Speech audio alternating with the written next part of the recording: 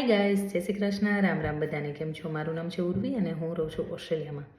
તો ઘણા બધા મિત્રોના મેસેજ આવે છે કે અમારા વિઝા રિફ્યુઝ થાય છે, તો એમનું કારણ શું હોઈ શકે. તો આના માટે મેં પહેલાં પણ વિડીયો બનાવેલો, તમે જોઈ શકો છો, અને આજે પાછું કરું છું.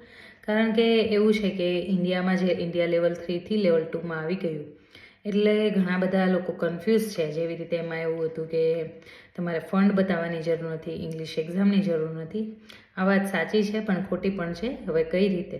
તો તમારે ડિપાર્ટમેન્ટ ઓફ હોમ અફેર્સ છે, એમાં તમારે ફંડ બતાવવાની કે ઇંગ્લિશની એક્ઝામની જરૂર નથી. પણ જ્યારે પણ તમે યુનિવર્સિટીમાં અપ્લાય કરો છો તો ત્યારે તો ફંડ પણ બતાવવું પડે છે અને એક્ઝામ પણ આપવી પડે છે.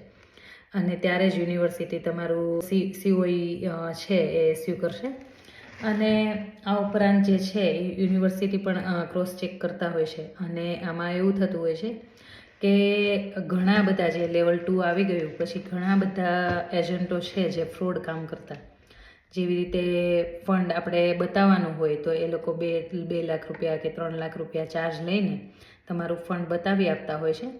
પણ આનાથી તમારા વિઝા બેન પણ થઈ શકે છે. લગભગ 3 થી 4 વર્ષ ના જે આવ્યા હોય એ પણ બેન થઈ શકે છે.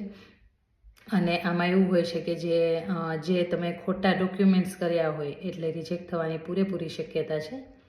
એટલે જો ના બને તો ના કરતા, પણ ખોટું કામ નહીં કરતા. ખોટા પૈસા જે બતાવીને તમે ડોક્યુમેન્ટ્સ બનાવડાવો છો એ ગમે ત્યારે આજે નહીં તો કાલે, અને જો પકડાશો તો અમુક લોકો ફાઇન પણ માગતા હોય છે. અને ફાઇન ના માગે તો તમને પાછા આ દેશમાંથી પાછા જવાનું પણ કહે છે.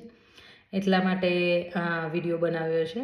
અને સારું, ચલો, વિડીયો ગમે તો લાઈક, શેર અને સબસ્ક્રાઈબ જરૂર કરી લેજો. મિત્રોને પહોંચાડવાનું ના ભૂલતા. જય શ્રી કૃષ્ણ, બાય.